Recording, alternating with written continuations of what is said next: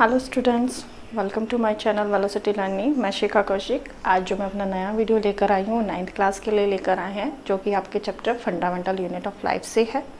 आपको हमारे इसमें बच्चों एक सीरीज चल रहा है जो आपका क्या है, पार्ट ऑफ सेल्स चल रहा है। हम ऑलरेडी उसमें आपको 3 आपके ऑर्गेनेल्स जो हैं उनको एक्सप्लेन कर चुके हैं, उनका वीडियो हम बना चुके हैं। सेल वॉल का, प्लाज्मा मेम्ब्रेन का एंड एंडोप्लाज्मिक रेटिकुलम का। आज हम आपके लिए 4th पार्ट लेकर आए हैं सेल ऑर्गेनेल्स का, जो कि क्या है आपका गोल्जी एपरेटस। तो आज हम आपको एक्सप्लेन करने वाले हैं गोल्जी एपरेटस। पहले देखिए बच्चों, यहाँ से बताते हैं गोल्जी एपरेटस कुछ इसका ये नाम इसको कैसे मिला। तो ये देखिए, इसको एक हमारे साइंटिस्ट जो हुए थे सर कैमिलियो गोल्जी, इन्होंने इसको डिस्कवर किया था 1898 में। तो इन्हीं का जो सर नेम है, ठीक है, गोल्जी, कैमिलियो गोल्जी, वहीं से हम इसको गोल्जी एपरेटस नाम मिला।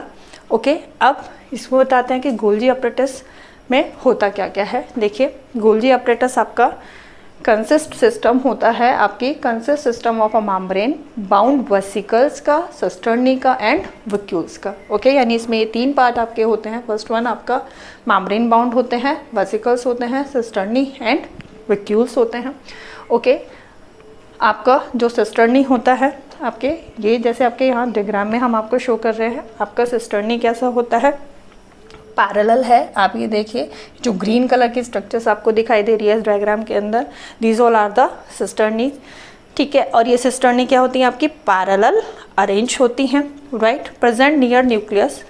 सिस्टर्नी जो होती हैं आपकी पैरेलल अरेंज होती है। और एक देखिए कि जो सिस्टर्नी होती है आपकी कहाँ होती है, near nucleus in animal cells. जो हमने बताया कि हमारा जो गोल्जी एपरेटस होता है वो आपकी प्लांट सेल्स और एनिमल सेल्स दोनों में मिलता है। तो इसमें इसको बताया कि एनिमल सेल्स में जो ये होता है सिस्टर्नीज न्यूक्लियस के नियर होती है। ओके, और यहाँ पर प्लांट्स में जो बताया है कि प्लांट्स में आपकी ये जो सिस्टर्नीज होती हैं, या ये सॉरी जो गोल्जी एपरेटस होता है, ये प्लांट्स में आपका डिस्ट्रीब्यूट रहता है। आप कहीं भी इसको माइक्रोस्कोप से देखेंगे तो आपको इधर उधर बिखरे हुए ये मिलते हैं आपके Golgi apparatus. But animal cells में ऐसा नहीं होता। एनिमल सेल्स में क्या होता है, ये न्यूक्लियस के पास में होता है। सिस्टर्नी को आप बताया कि हमारी जो ये सिस्टर्नीज होती हैं ये क्या होती हैं, स्टैक की फॉर्म में होती हैं। स्टैक मतलब बंडल्स की फॉर्म में होती है, और एक स्टैक के अंदर 4 to 8 आपकी जो सिस्टर्नीज होती हैं वो अरेंज रहती है, जिसको आपका सिस्टर्नम बोला जाता है। ठीक है, फिर आपको सिस्टर्नी से ये जो आपको यहाँ पर एक बलून लाइक स्ट्रक्चर दिखाई दे रही होगी ये, ठीक है, ये आपकी क्या होती हैं, वेसिकल्स होती हैं। वेसिकल्स को भी हम 2 पार्ट में बताएंगे, एक आपका डिस्चार्ज वेसिकल्स है और आपका फ्यूजिंग वेसिकल्स है। ये इसमें क्या होता है कि देखो बच्चों, जो हमारा गोल्जी एपरेटस होता है उसके यहाँ पर एक्सप्लेन कर रहे हैं कि आपका it has a 2 faces, right. आपका जो गोल्जी एपरेटस होता है उसके 2 फेस होते हैं। फर्स्ट फेस तो अगर हम यहाँ से बात करते हैं आपका 1 फेस, जिसको कि हम सिस फेस बोलते हैं, called the cis face. Okay, इसको सिस फेस ये 2 वर्ड्स होता है, न्यूक्लियस की साइड होता है। एंड सेकंड वन होता है हमारा ट्रांसफॉर्म, जो ये होता है, जो ट्रांसफेस होता है। ट्रांसफेस जो होता है ये क्या होता है आपका, ये होता है प्लाज्मा मेम्ब्रेन की तरफ। ठीक है, ट्रांसफेस जो होता है टूवर्ड्स आपका प्लाज्मा मेम्ब्रेन होता है। तो इसमें क्या होता है, देखो 2 जो इसके फेसेस बताए हैं उसका क्या होता है कि एक साइड तो ये इसका जो फेस होता है वो आपके न्यूक्लियस की साइड होता है, और दूसरी साइड का इसका जो फेस होता है वो प्लाज्मा मेम्ब्रेन की साइड होता है। तो एक तरीके से ये क्या होता है, इंटरकनेक्टेड करता है ये प्लाज्मा मेम्ब्रेन को और न्यूक्लियस को। एंड अदर ऑर्गेनेल्स भी होते हैं जिनको ये मेन मटेरियल ट्रांसफ़र करता है, राइट। तो यहाँ पर इसका 2 फेसेस होते हैं। आप इन फेसेस का काम क्या है, देखिए कि एक फेस जहाँ हम प्लाज्मा मेम्ब्रेन की साइड कह रहे हैं, एंडोप्लाज्मिक रेटिकुलम जो हमने अभी अपनी वीडियो में बताया था, उसका जो एक फेस होता है वहाँ से आरबीसी जो इसके अंदर आपका क्या होता है, प्रोटीन सिंथेसिस होता है एंडोप्लाज्मिक रेटिकुलम के अंदर। ठीक है, तो वहाँ से जो प्रोटीन सिंथेसिस होता है, जो प्रोटीन फॉर्म होता है, वो वेसिकल्स में पहुँचता है। क्योंकि आपको एंडोप्लाज्मिक रेटिकुलम में भी हमने बताया था कि वेसिकल्स प्रेजेंट होती हैं, तो वहाँ पर जो प्रोटीन सिंथेसिस हुआ है, जो प्रोटीन फॉर्म हुआ, वो वेसिकल्स तक पहुँचा। फिर वो वेसिकल्स से क्या होता है, उन वेसिकल्स के थ्रू जो आपकी क्या होती हैं, गोल्जी एपरेटस की वेसिकल्स होती हैं, जो आपको दिखाया था हमने कि ये बैलून लाइक की स्ट्रक्चर्स होती हैं, उन एंडोप्लाज्मिक रेटिकुलम से वो प्रोटीन इन वेसिकल्स को पहुंचता है। इन वेसिकल्स से फिर ट्रांसफ़र होता है कहाँ पर, अंदर जाता है आपके गोल्जी बॉडीज़ में, यानी सिस्टर्नी वगैरह जहाँ पर है ये अंदर यहाँ पर पहुँचता है। और यहाँ पर ये क्या होता है आपका मॉडिफाइड होता है, पैकेजिंग होती है उसकी वहाँ पर, और उसके बाद क्या हो जाता है उसको ये गोल्जी बॉडी जो होती है बाहर निकाल देती है। गोल्जी बॉडी या एपरेटस जो होता है उसको अपनी बॉडी से बाहर कर देता है। फिर ये गोल्जी एपरेटस से बाहर निकल गई है, यहाँ पर भी ये क्या निकलेगा, वही वेसिकल्स की फॉर्म में, राइट। यहाँ से फिर ये जिसको भी नीड होती है, अगर हमने बोला कि न्यूक्लियस की तरफ है तो न्यूक्लियस को अगर इसकी रिक्वायरमेंट है, ये प्रोटीन न्यूक्लियस तक प्रोवाइड कराता है उसको, और फर्दर ऑर्गेनिज जो होते हैं जिनको भी उस प्रोटीन की या उस मटेरियल की ज़रूरत होती है, उस मटेरियल को ये क्या कर देता है वहाँ तक प्रोवाइड कराता है, ठीक है।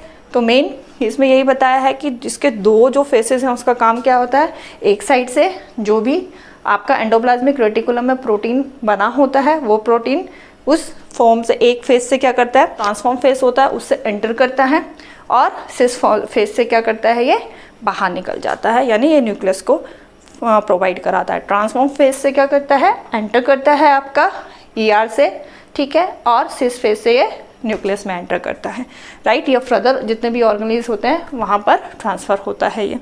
तो ये चीज़ हो गई है आपकी। अब आपका आता है कि इसका फंक्शन क्या होता है। देखो गोल्जी बॉडीज़ का जो मेन फंक्शन होता है वो आपका क्या होता है, स्टोर, यानी आपको बताया कि प्रोटीन इसके अंदर जाता है, मॉडिफाइड होता है, पैकेजिंग होती है, वहाँ पर जो वैक्यूल्स इसके अंदर बताए थे, ये जो वैक्यूल्स होते हैं वो प्रेजेंट होते हैं, और वहाँ पर ये जो प्रोटीन होता है या फर्दर मटीरियल जो भी होता है वो वहाँ पर सिंथेसाइज प्रोटीन क्या होता है वहाँ पर स्टोर रहता है। फिर ये क्या करता है, मॉडिफाइड जो भी उसके अंदर चेंजेस आने होते हैं, प्रोटीन के अंदर चेंजेस होते हैं वो वहाँ पर होते हैं। फिर उसको पैकेजिंग यानी एक तरीके से उसके चारों तरफ एक एनवलप को फॉर्म करता है, या आप भूल सकते हैं उसके चारों तरफ एक मेम्ब्रेन फॉर्म होती है, वो भी इनसाइड गोल्जी बॉडी होती है। फिर वहाँ से क्या करता है, ये उसको ट्रांसपोर्ट करता है, जो अभी हम आपको बता रहे थे, वहाँ पर से ये क्या करेगा, ट्रांसपोर्ट करेगा, चाहे वो न्यूक्लियस को करे या फर्दर सेल ऑर्गेनिज को, या सेल के जिस भी पार्ट को रिक्वायरमेंट होती है वहाँ उसको क्या करता है, ट्रांसपोर्ट करता है, राइट। यहाँ पर एक पॉइंट और है इसका इम्पॉर्टेंट कि आपका जो गोल्जी बॉडीज़ होता है उसके अंदर आप जो सिंपल शुगर जो इनटेक होती है, सिंपल शुगर किस में कन्वर्ट हो जाती है, आपकी कॉम्प्लेक्स शुगर में कन्वर्ट हो जाती है, यानी ग्लाइकोप्रोटीन और ग्लाइकोलिपिड्स जो होती है वो भी यहीं पर फॉर्म होती है, उनका जो सिंथेसिस होता है वो भी आपकी गोल्जी बॉडीज़ में होता है। और आपकी गोल्जी बॉडीज़ जो होती है इन्वॉल्व होती है किसमें, formation of lysosomes, formation of lysosomes, यानी लाइसोसोम्स को बनाने के लिए भी क्या होती है आपकी गोल्जी बॉडीज़ यूज़ होती हैं, वो बनाती हैं उसको, ओके।